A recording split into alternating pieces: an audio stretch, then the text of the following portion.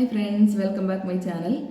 ഞാനിന്ന് നിങ്ങളോട് ഷെയർ ചെയ്യാൻ പോകുന്നത് 2005 ബാംഗ്ലൂർ സിറ്റിയിൽ നടന്നൊരു മർഡറാണ്. വെറും 22 വയസ്സുള്ള ഒരു കാമഭ്രാന്തൻ്റെ മുന്നിൽ ജീവിതം പൊലിഞ്ഞുപോയ ഒരു പെൺകുട്ടിയുടെ കഥ നമുക്ക് കേട്ടു നോക്കാം. പ്രതിഭ മർഡർ കേസ്. ഇവിടെ പ്രതിഭയ്ക്ക് വെറും 5 ദിവസം മാത്രം പ്രായമുള്ളപ്പോൾ അവളുടെ അച്ഛൻ എന്തോ പാചകം ചെയ്യാൻ വേണ്ടിയിട്ട് അടുക്കളയിലേക്ക് കയറിയതാണ്. സ്റ്റൗ പൊട്ടിത്തെറിച്ച് മരിച്ചുപോയി. പിന്നെ പ്രതിഭയ്ക്ക് ആകെ ഉണ്ടായിരുന്നത് അവളുടെ അമ്മയായിട്ടുള്ള ഗൗരമ്മയാണ്. ഗൗരമ്മ സ്വന്തം ഭർത്താവിൻ്റെ മരണത്തോടെ ജീവിതത്തിൻ്റെ മുന്നിൽ തകർന്നു പോയി എങ്കിലും ഈ കുഞ്ഞിൻ്റെ മുഖം കണ്ടപ്പോൾ അവർക്ക് ജീവിക്കാൻ ഒരു പ്രചോദനമായി. കുഞ്ഞിനെ വളർത്താനും പഠിപ്പിച്ച് നല്ല നിലയിലെത്തിക്കണം എന്നുള്ള ആഗ്രഹങ്ങളോടുകൂടി ആ കുഞ്ഞിനെ ആ അമ്മ വളർത്തി. പ്രതിഭ വളർന്നു വലുതായി. ആ അമ്മയുടെ ആഗ്രഹം പോലെ തന്നെ നന്നായിട്ട് പഠിക്കുന്ന ഒരു മിടുക്കിയായ പെൺകുട്ടിയായിരുന്നു പ്രതിഭ. ഇങ്ങനെ അവൾ ഒരു യുവതിയൊക്കെ ആയപ്പോഴേക്കും ഒരു പ്രണയബന്ധത്തിൽ പെട്ടു എന്ന് പറഞ്ഞാൽ വേറെ പ്രശ്നങ്ങളൊന്നുമില്ല. രണ്ട് ഫാമിലിക്കും ഇഷ്ടമായിട്ടുള്ളൊരു ബന്ധമായിരുന്നു. പ്രത്യേകിച്ച് എതിർപ്പൊന്നും ഉണ്ടായിരുന്നില്ല. അതുകൊണ്ട് തന്നെ ഇരു ഫാമിലികളും ചേർന്നിട്ട് ആ വിവാഹം നടത്തി കൊടുത്തു. പവൻ ഷെട്ടി എന്ന് പറയുന്നൊരു പയ്യനുമായിട്ടുള്ള വിവാഹം നടത്തി കൊടുത്തു. അങ്ങനെ വിവാഹം കഴിഞ്ഞു. പ്രതിഭ നേരെ പവൻ ഷെട്ടിയുടെ വീട്ടിലേക്ക് പോയി. അമ്മ ഇവിടെ തനിച്ചായി. അപ്പോൾ അമ്മേനെ എന്നും വിളിക്കും, വിശേഷങ്ങളൊക്കെ അന്വേഷിക്കും, നമുക്ക് കുഴപ്പമില്ലല്ലോ എന്നൊക്കെ ചോദിക്കും. എന്തായാലും പ്രതിഭയ്ക്ക് ഒരു ജോലി കിട്ടിയിട്ടുണ്ടായിരുന്നില്ല. അപ്പോൾ പ്രതിഭ അമ്മേനോട് പറയും, അമ്മ ഒന്നുകൊണ്ടും ടെൻഷൻ അടിക്കേണ്ട, ഞാൻ ഇപ്പോഴും ഹാർഡ് വർക്ക് ചെയ്യുന്നുണ്ട്, എനിക്ക് നല്ലൊരു ജോലി കിട്ടും, അമ്മയ്ക്ക് ഞാൻ ഹെൽപ്പാവും, ഇങ്ങനെയൊക്കെ പറയുന്ന ഒരു പെൺകുട്ടിയായിരുന്നു ഈ പ്രതിഭ. അങ്ങനെ നല്ലൊരു സ്വഭാവം. ഇങ്ങനെ കല്യാണമൊക്കെ കഴിഞ്ഞ് അങ്ങനെ പോയിക്കൊണ്ടിരിക്കുകയാണ്. ജോലിക്ക് വേണ്ടിയിട്ടുള്ള തിരച്ചിലുകളൊക്കെ ആയിട്ട് മുന്നോട്ട് പോയിക്കൊണ്ടിരിക്കുകയാണ് പ്രതിഭ. അങ്ങനെ ആണ് 2005 എത്തി. 2005 ആയപ്പോഴേക്കും പ്രതിഭയ്ക്ക് 28 വയസ്സൊക്കെ ആയി. ആ ഒരു ടൈമിൽ പ്രതിഭയ്ക്ക് ഈ ബാംഗ്ലൂർ സിറ്റിയിൽ തന്നെയുള്ള ഒരു IT കമ്പനിയിൽ ജോലി കിട്ടി. പ്രതിഭയും അമ്മയും പ്രതിഭയുടെ ഹസ്ബൻഡും എല്ലാവരും വീട്ടുകാർക്കൊക്കെ ഹാപ്പിയായി. നല്ലൊരു ജോലി, ഇത്തിരി വെയിറ്റ് ചെയ്തെങ്കിലും നല്ലൊരു ജോലി കിട്ടിയല്ലോ, ആ ഒരു സന്തോഷത്തിലായിരുന്നു പ്രതിഭ. പിന്നീട് അങ്ങനെ ജോലിക്ക് പോകാൻ തുടങ്ങി. അപ്പോൾ എപ്പോഴും നൈറ്റ് ഷിഫ്റ്റാണ് വർക്ക്. അവൾക്കൊരു രാത്രി ഒരു 2 മണിയോട്, നേരം പുലരാറാവുന്ന ആ ഒരു ടൈം 2 മണിയോടുകൂടിയൊക്കെ ജോലിക്ക് പോയാൽ മതി. ആ സമയത്ത് ജോലിക്ക് പിക്കപ്പ് ചെയ്യാനായിട്ട് കമ്പനി ഡ്രൈവേഴ്സിനെ ഏർപ്പാടാക്കിയിട്ടുമുണ്ട്. വീട്ടിൽ വന്ന് കൊണ്ടുപോയിക്കോളും ഡ്രൈവേഴ്സ് കമ്പനിയിലേക്ക്, ലേഡി സ്റ്റാഫിന്. അങ്ങനെയാണ് പ്രതിഭ ജോലിക്ക് പോകാറുള്ളത്. അങ്ങനെ പോയിക്കൊണ്ടിരിക്കുമ്പോൾ ഡിസംബർ ഒരു 13-ാം തീയതിയൊക്കെ ആയപ്പോഴേക്കും ഡ്രസ്സൊക്കെ ചെയ്ത് വെയിറ്റ് ചെയ്യുകയാണ് ഡ്രൈവറിനെ പ്രതിഭ. അങ്ങനെ നിൽക്കുമ്പോഴാണ് പ്രതിഭയുടെ ഫോണിലേക്ക് ഒരു കോൾ വരുന്നത്. മാഡം, ഞാനിവിടെ താഴെ വെയിറ്റ് ചെയ്യുന്നുണ്ട്, പിക്കപ്പ് ചെയ്യാനായിട്ട് എന്ന് പറഞ്ഞുകൊണ്ട് ഒരു ഡ്രൈവർ വിളിച്ചു. പ്രതിഭ നേരെ താഴേക്ക് ഇറങ്ങി ചെന്നു. ഈ പറയുന്ന കാറിൽ കയറിയിട്ട് പ്രതിഭ ഓഫീസിലേക്ക് പോവുകയും ചെയ്തു. കുറച്ച് ടൈം കഴിഞ്ഞപ്പോഴത്തേക്കും ജഗദീഷ് എന്ന് പറഞ്ഞ ഒരു ഡ്രൈവർ, ആ ഡ്രൈവറാണ് സ്ഥിരമായിട്ട് പ്രതിഭേനെ ഓഫീസിലേക്ക് പിക്കപ്പ് ചെയ്യാനായിട്ട് വരാറുള്ളത്. അപ്പോൾ ജഗദീഷ് വന്നു പ്രതിഭയുടെ വീട്ടിലേക്ക്. അപ്പോൾ ജഗദീഷ് വന്നപ്പോഴേക്കും ഈ പറയുന്ന പ്രതിഭയുടെ ഹസ്ബൻഡ് പറഞ്ഞു, പ്രതിഭ ഓഫീസിലേക്ക് പോയല്ലോ, ജഗദീഷ് ഇന്ന് ലീവാണെന്നാണ് വന്ന ഡ്രൈവർ ഞങ്ങളോട് പറഞ്ഞത് എന്ന് പറഞ്ഞു. അപ്പോൾ അതുകൊണ്ടാണ് ആ ഡ്രൈവറിൻ്റെ ഒപ്പം പ്രതിഭ പോയതെന്ന് പറഞ്ഞു. അപ്പോൾ ജഗദീഷ് പറഞ്ഞു, ഇല്ല സാറേ, ഞാനിന്ന് ലീവല്ല, എന്തോ സംഭവിച്ചിട്ടുണ്ട്, കമ്പനി ഇന്ന് പ്രതിഭേനെ പിക്കപ്പ് ചെയ്യാൻ എന്നെ മാത്രമാണ് ഏൽപ്പിച്ചിരിക്കുന്നതെന്ന് പറഞ്ഞു. അപ്പോൾ ജഗദീഷ് പറയുന്നത് കേട്ടപ്പോഴേക്കും പവൻ ഷെട്ടിക്ക് വേഗം ടെൻഷനായി. നേരെ ഓഫീസിലേക്ക് വിളിച്ചു. അപ്പോൾ ഏകദേശം 1/2 മണിക്കൂർ ദൂരമൊക്കെ ഉണ്ട് വീട്ടിൽ നിന്ന് ഓഫീസിലേക്ക്. വിളിച്ചപ്പോൾ അവിടെ പ്രതിഭ എത്തിയിട്ടില്ല. പിന്നെ കുറച്ച് കഴിഞ്ഞപ്പോൾ ഒന്നും കൂടി ഓഫീസിലേക്ക് വിളിച്ചു നോക്കി. അപ്പോഴും ഓഫീസിൽ പ്രതിഭ എത്തിയിട്ടില്ല. പിന്നെ ആകെ ടെൻഷനായി. വേഗം സമയം കളയാതെ പവൻ ഷെട്ടി ബാംഗ്ലൂർ പോലീസ് സ്റ്റേഷനിൽ ഒരു മാൻ മിസ്സിംഗ് കേസ് ഫയൽ ചെയ്തു. അപ്പോൾ കേസ് ഫയൽ ചെയ്ത ഉടനെ പോലീസ് അന്വേഷണം തുടങ്ങി. 13-ാം തീയതി നേരം പുലർന്നപ്പോഴാണ് അന്വേഷണം തുടങ്ങിയിരിക്കുന്നത്. അപ്പോൾ പവൻ ഷെട്ടിയുടെ വീട്ടിൽ വന്ന് എല്ലാവരോടും കാര്യങ്ങളൊക്കെ തിരക്കി. അപ്പോൾ ഈ കൊണ്ടുപോയ ഡ്രൈവറിനെ ആർക്കെങ്കിലും ഐഡൻറ്റിഫൈ ചെയ്യാൻ പറ്റുമോ എന്ന് പോലീസ് അവിടെ ഉള്ളവരോട് ചോദിച്ചപ്പോൾ ഈ പവൻ ഷെട്ടിയുടെ സഹോദര ഭാര്യ പറഞ്ഞു, ഞാൻ കണ്ടു, പ്രതിഭ ഒരു കാറിൽ കയറി ഒരു ഡ്രൈവറിൻ്റെ ഒപ്പം പോകണത് ഞാൻ കണ്ടിട്ടുണ്ടെന്ന് പറഞ്ഞു. അപ്പോൾ എല്ലാവർക്കും ടെൻഷനായി. പ്രതിഭ ഇപ്പോൾ ആരുടെ കൂടെയാണ് പോയിരിക്കുന്നത്, എന്താണ് സംഭവിച്ചേക്കണത്, എന്താണെന്ന് അറിയില്ലല്ലോ. പിന്നെ അങ്ങനെയുള്ളൊരു ടെൻഷനിലായി വീട്ടിലെല്ലാവർക്കും. എൻ്റെ ഇടയ്ക്ക് പോലീസ് അമ്മേനോട് ചോദിച്ചു. അമ്മ ഇവർ അറിഞ്ഞു, ആകെ ടെൻഷനായി. അപ്പോൾ അമ്മ പറഞ്ഞു, പോലീസിനോട് പറഞ്ഞു, സാധാരണയായിട്ട് അവൾ ഓഫീസിൽ ചെന്നതിന് ശേഷം എന്നെ കോൾ ചെയ്യാറുള്ളതാണ്, ഓഫീസിലെത്തി എന്ന് പറഞ്ഞുകൊണ്ട് കോൾ ചെയ്യാറുള്ളതാണ്, ഇന്ന് എന്നെ വിളിച്ചിട്ടില്ല എന്ന് പറഞ്ഞു. അങ്ങനെ അവിടുന്ന് പോലീസ് പിന്നെ ഈ പ്രതിഭ വർക്ക് ചെയ്യുന്ന ഓഫീസിലെത്തി അവിടെയുള്ളവരോടൊക്കെ ചോദിച്ചു. അപ്പോൾ അവർക്ക് ആർക്കും ഒരു വിവരവും അറിയില്ല. പ്രതിഭയുടെ മിസ്സിങ്ങുമായിട്ട് ബന്ധപ്പെട്ട ഒരു വിവരവും അവിടുന്ന് പോലീസിന് ലഭിച്ചില്ല. അപ്പോൾ പോലീസ് ആകെ ഒരു ഇതിലാണ്, അന്വേഷണം അത്രയ്ക്ക് ഇതിലല്ല പോണത്, ഒരു സ്ലോ ആയിട്ട് അങ്ങനെ പോകണം. എങ്കിലും അന്വേഷണം മുന്നോട്ട് പോകുന്നെന്ന് മാത്രം. ജഗദീഷ് എന്ന് പറയുന്ന സ്ഥിര ഡ്രൈവറിനോട് ചോദിച്ചു. ആ പുള്ളിക്കാരനെ പ്രത്യേകിച്ച് ഒന്നും പറയാനില്ല. ചെന്നപ്പോൾ വീട്ടിൽ ചെന്ന് പിക്കപ്പ് ചെയ്യാൻ ചെന്നപ്പോൾ ആളില്ല, പ്രതിഭ അവിടെ ഇല്ല, വേറെ ഡ്രൈവറിൻ്റെ കൂടെ പോയി എന്നാണ് ജഗദീഷും പറയുന്നത്. പിന്നെ പോലീസിൻ്റെ ഈ അന്വേഷണത്തിൻ്റെ ആ ഒരു ഫ്ലോ കണ്ടപ്പോഴേക്കും ഒരു സംഘടനകളൊക്കെ പ്രതിഷേധങ്ങളൊക്കെ തുടങ്ങി. ലേഡീസ് സംഘടനകളൊക്കെ ഈ ഒരു പെൺകുട്ടി മിസ്സായിട്ട് ഇത്ര 24 മണിക്കൂർ കഴിഞ്ഞിട്ടും കിട്ടിയിട്ടില്ല എന്നൊക്കെ പറഞ്ഞിട്ട് ഒരുപാട് പ്രഷറായി. അങ്ങനെ പോലീസ് ഒന്നും കൂടി ഊർജ്ജസ്വലതയോടെ അന്വേഷിച്ചുകൊണ്ടിരിക്കുമ്പോഴാണ് 2 ദിവസം കഴിഞ്ഞു, 15-ാം തീയതി ആയപ്പോഴേക്കും ഈ പ്രതിഭയുടെ ബോഡി ഈ ബാംഗ്ലൂർ സിറ്റി തന്നെയുള്ള ഒരു അഞ്ജനപുര ലേഔട്ട് എന്ന് പറയുന്ന ഒരു പ്രാന്തപ്രദേശം, അതായത് ആൾതാമസമൊന്നും ഇല്ലാത്ത ഒരു ഏരിയ, അവിടെ കിടന്ന് കിട്ടി ബോഡി. ഇതെറിഞ്ഞ അമ്മയാണെങ്കിലും പ്രതിഭയുടെ ഹസ്ബൻഡ് ആണെങ്കിലും ഒക്കെ ഭയങ്കര കരച്ചിലും ബഹളമൊക്കെ ആയി ബോഡി ഐഡൻറ്റിഫൈ ചെയ്തു. പിന്നെ നേരെ പോസ്റ്റ്മോർട്ടത്തിന് അയച്ചു. പോസ്റ്റ്മോർട്ടം ചെയ്ത ബോഡി പോസ്റ്റ്മോർട്ടം റിപ്പോർട്ട് വന്നപ്പോൾ ഇങ്ങനെയാണ്, പ്രതിഭേനെ കഴുത്തറുത്താണ് കൊന്നിരിക്കുന്നത്. അത് മാത്രമല്ല, ഈ കൊല ചെയ്യപ്പെടും മുന്നേ പ്രതിഭേനെ റേപ്പ് ചെയ്തിട്ടുമുണ്ട്. അപ്പോൾ ഈ രീതിയിൽ അപ്പോൾ ആ മിസ്സിങ് കേസ് മർഡർ കേസായി. പിന്നെ അന്വേഷണം ഒന്നുകൂടി ഊർജ്ജസ്വലതയോടെ മുന്നോട്ട് കൊണ്ടുപോയപ്പോഴാണ് ഈ പറയുന്ന പോലീസുകാർ ഈ പ്രതിഭയുടെ ഫോൺ കോൾ വെച്ചിട്ട് അന്വേഷിക്കാൻ തീരുമാനിക്കുന്നത്. അപ്പോൾ ആ ഫോൺ കോൾ, പ്രതിഭയുടെ ഫോണിലേക്ക് വന്ന കോളുകളും പോയ കോളുകളൊക്കെ ഇങ്ങനെ പരിശോധിച്ചുകൊണ്ടിരിക്കുമ്പോഴാണ് ഈ കാണാതായ ദിവസം 13-ാം തീയതി രാത്രി 2 മണിയോടുകൂടി വന്ന ഒരു കോളിൽ പോലീസിന് ഒരു സംശയം തോന്നുന്നത്.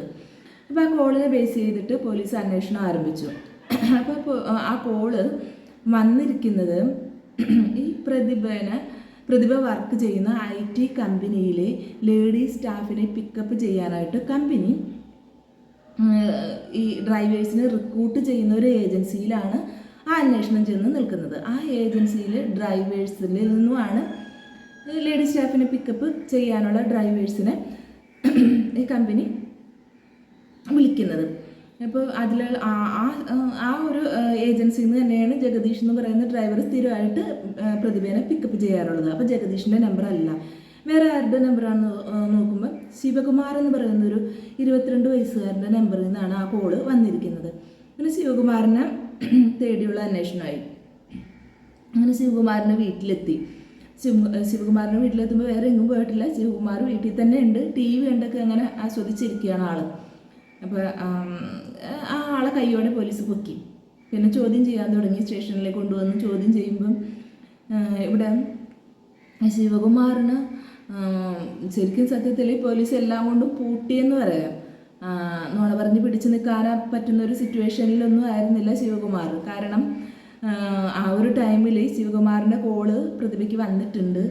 പിന്നീട് ചോദ്യം ചെയ്തപ്പോൾ ജഗദീഷ് എന്ന് പറയുന്ന സ്ഥിരം ഡ്രൈവർ ആ ഒരു ടൈമിൽ ആ ഒരു റൂട്ടിൽ ഈ ശിവകുമാർ ഡ്രൈവ് ചെയ്ത് പോകുന്നതായിട്ട് കണ്ടു എന്ന് മൊഴി കൊടുത്തിട്ടുണ്ട് ജഗദീഷ്.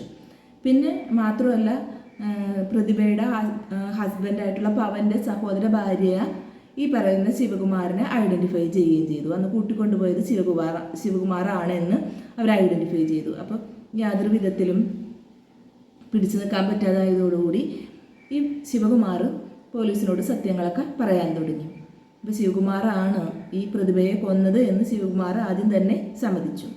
ഇനി അതിൻ്റെ കാരണമാണ് പോലീസിന് അറിയേണ്ടത്. അപ്പോൾ ശിവകുമാർ ഇതിൻ്റെ കാരണം പറഞ്ഞു തുടങ്ങുന്നത് ഇങ്ങനെയാണ്. ശിവകുമാറിൻ്റെ ഭാര്യ 7 മാസം പ്രഗ്നൻ്റാണ്. അപ്പോൾ ശിവകുമാർ കുറച്ച് ദിവസങ്ങളായിട്ട് ലൈംഗികമായിട്ട് ഒരു നിരാശയിലായിരുന്നു. അതായത് ഈ പ്രഗ്നൻ്റായ ഭാര്യ ലൈംഗിക ബന്ധത്തിന് സമ്മതിക്കുന്നില്ല. അപ്പോൾ ഇയാൾക്ക് കുറച്ച് ദിവസങ്ങളായിട്ട് ഇത് ലൈംഗിക ബന്ധം എന്തായാലും വേണമെന്നുള്ള ഒരു ആഗ്രഹം ഇയാൾക്ക്. ഇപ്പോൾ വീട്ടിൽ നിന്ന് കിട്ടാതെ ആയതോടുകൂടി, ഭാര്യ സമ്മതിക്കാതെ ആയതോടുകൂടി ഇയാൾ പുറത്ത് എങ്ങനെയെങ്കിലുമൊക്കെ കിട്ടുമോ എന്നുള്ള അന്വേഷണത്തിലായി. അങ്ങനെയാണ് 1-2 പേരെയൊക്കെ സമീപിക്കുകയും, പക്ഷെ അതൊക്കെ ഒന്നും ശരിയായില്ല. പിന്നെ അയാളുടെ ബുദ്ധിയിൽ വന്ന ഒരു കാര്യമാണ് ഈ നൈറ്റ് ഷിഫ്റ്റിന് പോകുന്ന ലേഡി സ്റ്റാഫിൻ്റെ ലിസ്റ്റുകളൊക്കെ എടുത്തിട്ട് ഈ ഓഫീസിൽ നിന്ന് കളക്ട് ചെയ്തിട്ട് അതൊക്കെ വെച്ചിട്ടായി ഒന്ന് ട്രൈ ചെയ്യാമെന്ന് വിചാരിച്ചു. അങ്ങനെയാണ് ഈ വെറും 22 വയസ്സുകാരൻ അവൻ ഈ പറയുന്ന പ്രതിഭയുടെ വീട്ടിലെത്തുന്നത്. പ്രതിഭയുടെ വീട്ടിലെത്തി, മാഡം ഞാനിവിടെ താഴെ നിൽപ്പുണ്ടെന്ന് പറഞ്ഞു വിളിച്ചു. പ്രതിഭ വന്നു. കാറ് കയറുന്നതിന് മുമ്പ് പ്രതിഭ ചോദിച്ചു, എന്താണ് സ്ഥിരമായിട്ട് വരുന്ന ജഗദീഷ് എന്ന് പറയുന്ന ഡ്രൈവർ എന്ത് ചെയ്യുമെന്ന് ചോദിച്ചു. അപ്പോൾ ശിവകുമാർ പറഞ്ഞു, മാഡം ശിവകുമാർ ഇന്ന് ലീവാണ്, കമ്പനി ശിവകുമാറിന് പകരമായിട്ട് എന്നെയാണ് ഇന്ന് മാഡത്തിനെ പിക്കപ്പ് ചെയ്യാനായിട്ട് അയച്ചിരിക്കണമെന്ന് പറഞ്ഞു. അപ്പോൾ പ്രത്യേകിച്ച് ടെൻഷനൊന്നും തോന്നിയില്ല പ്രതിഭയ്ക്ക്. സാധാരണഗതിയിൽ സംഭവിക്കാറുള്ളതാണ്. ചിലപ്പോൾ ചിലവരൊക്കെ ലീവാകുമ്പോൾ വേറെ ഏതെങ്കിലും ഡ്രൈവർമാരൊക്കെ വരുന്നത്. വേഗം പ്രതിഭ കാറിൽ കയറി, കാറ് പോവുകയും ചെയ്തു. അങ്ങനെ കുറച്ച് ഇട പോയി കഴിഞ്ഞപ്പോഴത്തേക്കും ഇവൻ്റെ മനസ്സിൽ, അപ്പോൾ കാറിൽ ഫ്രണ്ട് സീറ്റിൽ തന്നെയാണ് പ്രതിഭ ഇരിക്കുന്നത്. അപ്പോൾ ഇവനിങ്ങനെ ഓരോ ചിന്തകളാണ്. അപ്പോൾ എങ്ങനെയെങ്കിലും ഇവിടെ ഇങ്ങനെ കീഴ്പ്പെടുത്തണം, എവിടെയാണ് പറ്റിയ സ്ഥലം എന്നൊക്കെയുള്ള ആലോചനകളിൽ ഇങ്ങനെ മുഴുകിയിരിക്കുകയാണ് ശിവകുമാർ. അങ്ങനെ ഈ കാറ് കുറച്ച് ആളൊഴിഞ്ഞ സ്ഥലത്തേക്ക് കൊണ്ടുപോകാമെന്ന് അവൻ തീരുമാനിക്കുകയാണ്. അങ്ങനെ ആളൊഴിഞ്ഞ ഒരു ഏരിയയിലേക്ക് നോക്കിയിട്ട് കാറ് ഇങ്ങനെ പോയിക്കൊണ്ടിരിക്കുമ്പോൾ ഈ പ്രതിഭ ചോദിച്ചു, ഇതെന്താണ് റൂട്ട് മാറിയിട്ടാണല്ലോ പോണത്, ഓഫീസിലേക്കുള്ള വഴി ഇതല്ലല്ലോ, പിന്നെ എന്തിനാ ഇതിൽ പോണത് എന്ന് ചോദിച്ചു. അപ്പോൾ ശിവകുമാർ പറയുന്നുണ്ട്, മാഡം അത് ഇവിടെ കുറച്ച് ലേഡീസ് സ്റ്റാഫിനെയും കൂടി പിക്കപ്പ് ചെയ്യാനുണ്ട്, അവരെയും കൂടി പിക്കപ്പ് ചെയ്തിട്ട് നമുക്ക് കമ്പനിയിലേക്ക് പോവാമെന്ന് പറഞ്ഞു. ഇത് വിശ്വസിച്ച പ്രതിഭ ധൈര്യത്തോടെ അങ്ങനെ അവിടെ ഇരുന്നു. പക്ഷേ ആ ധൈര്യം അധികം നേരമൊന്നും നീണ്ടു നിന്നില്ല. കാരണം ഇവൻ പോയിക്കൊണ്ടിരിക്കുന്നത് അത് കഴിഞ്ഞിട്ടുള്ള റൂട്ടിലേക്കാണ്. കുറേയും കൂടി ആളൊഴിഞ്ഞ ആരും ഇല്ലാത്തൊരു പ്രദേശത്തേക്കാണ് പോയിക്കൊണ്ടിരിക്കുന്നത്. അപ്പോൾ പ്രതിഭയ്ക്ക് ടെൻഷനായി. വേഗം വണ്ടി നിർത്താനൊക്കെ ആവശ്യപ്പെട്ടിട്ടൊന്നും ഇവനൊരു കൂസലില്ലാതെ ഇവൻ വണ്ടി ഓടിച്ചുകൊണ്ടിരിക്കുന്നതാണ്. അപ്പോൾ പ്രതിഭ പ്രശ്നം ഉണ്ടാക്കാനൊക്കെ തുടങ്ങി. വണ്ടി കൊണ്ടുപോയി ഒരു പ്രദേശത്ത്, ആളെ ഒഴിഞ്ഞ ആരും ഇല്ലാത്തൊരു പ്രദേശത്ത് കൊണ്ടുപോയി വണ്ടി നിർത്തുകയും ചെയ്തു. അപ്പോൾ നേരം പുലർന്നിട്ടുമില്ല. ആ സ്ഥലത്ത് ആരും ഇല്ലേം താനും. പ്രതിഭ എന്ത് ഒച്ച ഉണ്ടാക്കിയിട്ടുണ്ടെങ്കിലും ആരും കേൾക്കാൻ അവിടെ ആരും ഇല്ല. പ്രതിഭേനെ ഉപദ്രവിക്കാൻ തുടങ്ങി. കുറേ നേരമൊക്കെ പിടിച്ചു നിന്നു. പക്ഷേ ഈ ചെറുക്കൻ്റെ മുന്നിൽ ഇവൻ്റെ ആ ഒരു മൃഗം അവൻ്റെ മനസ്സിൽ ഉണർന്നപ്പം അതിൻ്റെ മുന്നിൽ പിടിച്ചു നിൽക്കാനായിട്ട് ഈ പ്രതിഭയ്ക്ക് സാധിച്ചില്ല. അവൻ്റെ ആവശ്യമൊക്കെ സാധിച്ചു. കുറേ ദിവസമായിട്ടുള്ള ആഗ്രഹമാണ്. ആഗ്രഹമൊക്കെ സാധിച്ച് തൃപ്തിയായി. ആ പെണ്ണിനെ ആവശ്യം കഴിഞ്ഞപ്പോഴേക്കും ഇനി എന്ത് ചെയ്യും, എന്തായാലും നിസ്സാരം എന്നുള്ള രീതിയിൽ ഞാൻ കൊന്നു കളഞ്ഞേക്കാം എന്ന് വിചാരിച്ചിട്ട്, കാരണം രാവിലെ ഇവള് പോയിട്ട് ഏതെങ്കിലും സ്റ്റേഷനിലൊക്കെ കംപ്ലൈൻറ്റ് കൊടുത്ത് കഴിഞ്ഞിട്ടുണ്ടെങ്കിൽ അത് റിസ്ക് ആവും. അപ്പോൾ അതില്ലാതിരിക്കാൻ വേണ്ടി വേഗം ആ പെൺകുട്ടീനെ അങ്ങോട്ട് കഴുത്തറുത്ത് കൊന്നു. അങ്ങനെ അവൻ്റെ ആവശ്യവും കഴിഞ്ഞ് കഴുത്തറുത്ത് കൊന്ന് കളഞ്ഞേച്ചും ഇവൻ നേരെ പോയി. രക്ഷപ്പെട്ടല്ലോ. കാര്യങ്ങളൊക്കെ കഴിഞ്ഞ് നേരെ വീട്ടിലേക്ക് പോയി. ഇതാണ് അവിടെ സംഭവിച്ചതെന്നാണ് സംഭവിച്ചത്.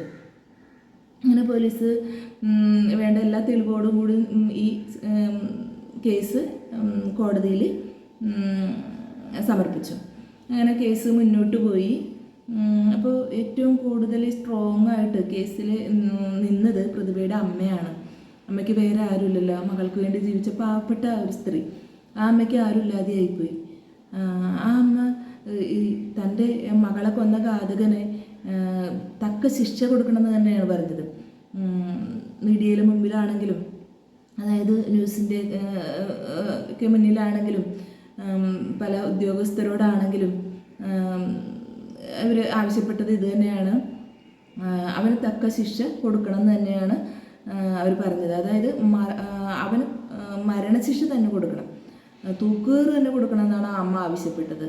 തനിക്ക് ഏക മകള്, ജീവിതത്തിൽ ആകെ പിടിച്ചു നിൽക്കാനുള്ള ഒരു തൻ്റെ മകള് കൊല്ല മാത്രമല്ല റേപ്പ് ചെയ്തിട്ടും കൂടിയാണ്. അപ്പോൾ ഇത്തരത്തിലുള്ള ഒരു ക്രൂര മൃഗത്തിന് നിയമത്തിൻ്റെ യാതൊരുവിധ ആനുകൂല്യം കൊടുക്കരുത് എന്ന അമ്മ നിരന്തരം ആവശ്യപ്പെട്ടുകൊണ്ടിരുന്നു. അപ്പോൾ മരണശിക്ഷയാണ് വേണ്ടതെന്ന് പറഞ്ഞു. അങ്ങനെ ആ കേസ് 5 വർഷമാണ് കോടതിയിൽ ഇങ്ങനെ കേസ് നടന്നത്. 2005 നടന്ന ക്രൈം 2010 വരെയും കേസ് കോടതിയിൽ നടന്നു. അപ്പോൾ 2010 ബാംഗ്ലൂർ ഫാസ്റ്റ് ട്രാക്ക് കോടതി കേസ് വിധിച്ചു. കേസിൽ വിധി വന്നത് ഇങ്ങനെയാണ്: മരണശിക്ഷ കൊടുത്തില്ലെങ്കിലും മരണം വരെ ജയിൽ ശിക്ഷ, ജീവപര്യന്തം, അതാണ് കോടതി വിധിച്ചത്.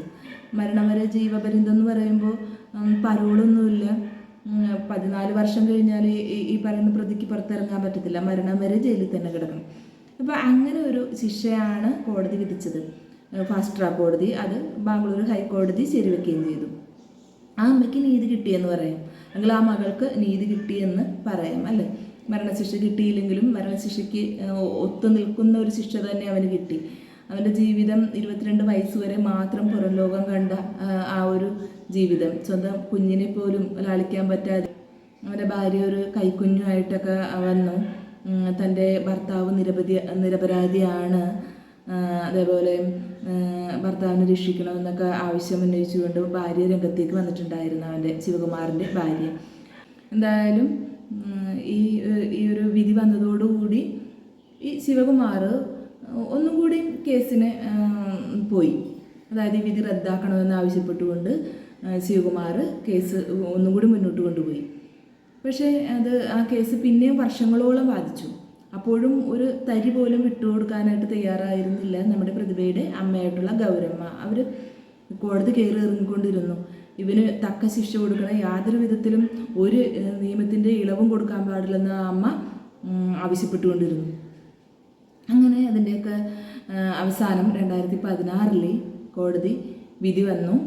2016 കോടതി, ബാംഗ്ലൂർ ഹൈക്കോടതി വിധിച്ചത് ഇങ്ങനെയാണ്: ഇവന് ഒരു പെൺകുട്ടിയെ ഉപയോഗിക്കുകയും യാതൊരു ദയവും ഇല്ലാതെ തന്നെ ആ ഒരു പ്രായത്തിൽ അവളെ കൊന്നുകളയുകയും ചെയ്ത പയ്യന് യാതൊരു വിധത്തിലുള്ള നിയമത്തിൻ്റെ ഇളവും കൊടുക്കരുത് എന്നാണ് കോടതി വിധിച്ചത്.